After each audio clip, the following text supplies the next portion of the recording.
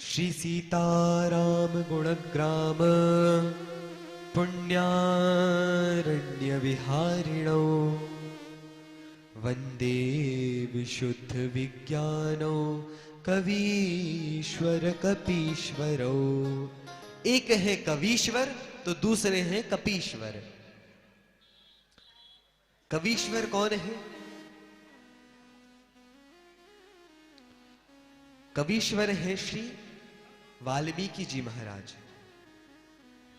और कपीश्वर कौन है? कपीश्वर है श्री हनुमान जी महाराज, कपियों में श्रेष्ठ। तो कवीश्वर श्री वाल्मीकि जी और कपीश्वर श्री हनुमान जी महाराज का स्मरण किया है। अब इन दोनों का ही स्मरण क्यों किया?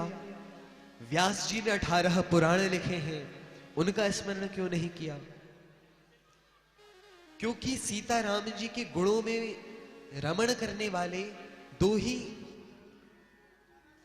महापुरुष रहे हैं अधिकतर। क्योंकि व्यास जी ने यत्र तत्र जहां कहीं पे भी श्री राम जी का वर्णन किया है तो उन्होंने भी वाल्मीकि जी का पद चिन्हों का अनुसरण करके ही राम जी की कथा गाई है। इसीलिए श्री वाल्मीकि जी महाराज और हनुमान जी तो सदा ही भगवान की गुणगान करते ही रहते हैं। लेकिन इसके पीछे एक और लीला है। तुलसीदास जी का कोई एक वाक्य भी ऐसा नहीं है जिसका प्रयोजन हम सीधा सीधा समझ सकें। बहुत रहस्य है प्रत्येक चौपाई में। किसी भी चौपाई की गहराई को हम नहीं नाप सकते, इतना सुंदर ग्रंथ। एक बार की बात है, श्री हनुमान जी महाराज से भगवान श्री रामचंद्र कहते हैं कि आपने तो मेरी लीला देखी है, आप मेरी लीला लिखिए, अर्थात आप भी एक रामायण लिखिए। हनुमान जी महाराज कहते हैं जैसी आज्ञा प्रभु, और वो एक सुंदर श्री रामचरित्र लिख देते हैं। भगवान श्री राम कहते हैं कि आप इसे चेक करवाने के लिए, यह सही है या नहीं, इसे देखने के लिए, इसे दिखवाने के लिए वाल्मीकि जी के पास जाइए। हनुमान जी ने कहा ठीक है प्रभु। वाल्मीकि जी के पास आए श्री हनुमान जी महाराज, और उन्हें जैसे ही ग्रंथ दिखाया तो ग्रंथ पढ़ के श्री वाल्मीकि जी के आंख से आंसू आने लगे। और वह प्रेम के आंसू नहीं थे, भगवान की माया और लीला ऐसी थी, वह ईर्ष्या के आंसू थे कि मैंने जो ग्रंथ लिखा है उसकी अपेक्षा यह इतना सुंदर ग्रंथ है, यदि इनका ग्रंथ लोग पढ़ने लग गए तो मेरा ग्रंथ कौन पढ़ेगा। यह भावना जैसे ही वाल्मीकि जी के मन में भगवान की माया की प्रेरणा से आई, तभी वे हनुमान जी महाराज को आज्ञा देते हैं कि आप इसे विसर्जित कर दीजिए, इसे समुद्र में बहा दीजिए। हनुमान जी महाराज बड़े दुखी हो जाते हैं, लेकिन एक भक्त की आज्ञा थी, एक भक्त की आज्ञा थी, इसीलिए वे बिना किसी बात बोले क्या करते हैं, इतना बड़ा जो उन्होंने रामायण ग्रंथ लिखा था उसे समुद्र में बहा देते हैं। लेकिन दुख तो बहुत हुआ, तो उन्होंने, हनुमान जी महाराज ने वाल्मीकि जी को श्राप दिया।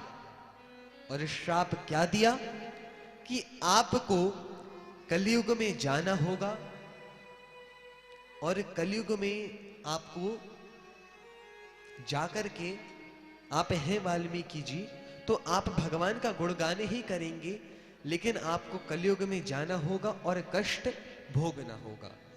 तो उसी श्राप को फलीभूत करने के लिए श्री वाल्मीकि जी महाराज तुलसीदास जी के रूप में प्रकट होते हैं। यह लीला क्यों हुई? ना तो हनुमान जी महाराज किसी भगवान के भक्त को शाप दे सकते हैं, न ही किसी भगवान के भक्त में ईर्ष्या आ सकती है। तो ऐसी लीला क्यों हुई?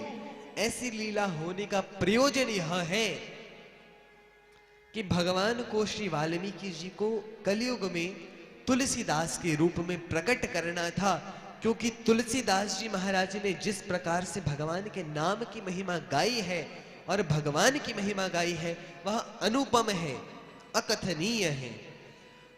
और आज भी पश्चिम बंगाल में तो थोड़ी कम है, लेकिन बाकी उत्तर भारत में रामचरितमानस पढ़े बिना लोगों का दिन पूरा नहीं होता। रामचरितमानस इतना सुंदर ग्रंथ है जिसने करोड़ों लोगों का जीवन बदला है और करोड़ों लोगों का जीवन बदल रहा है और आगे भी करोड़ों लोगों का जीवन बदलेगा, केवल एक ग्रंथ। और यह रामचरितमानस जो ग्रंथ है इसमें 9,990 इतनी रामायणों का सार है।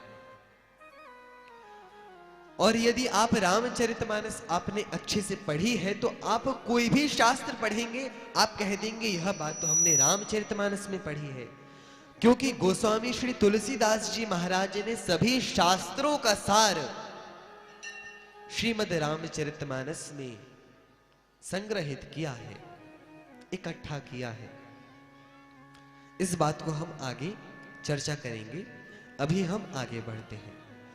तो श्री तुलसीदास जी महाराज हनुमान जी का और श्री वाल्मीकि जी का स्मरण कर रहे हैं, क्योंकि ये दोनों हमेशा ही श्री सीताराम जी के गुणगान रूपी बगीचे में, मानिए कि सीताराम जी के जितने गुण हैं, सीताराम जी में जितनी क्वालिटीज हैं, भगवान की जितनी कथाएं हैं, वो एक वन है, एक बगीचा है। और उसमें घूमने वाले ये दो प्राणी हैं, कौन कौन कौन?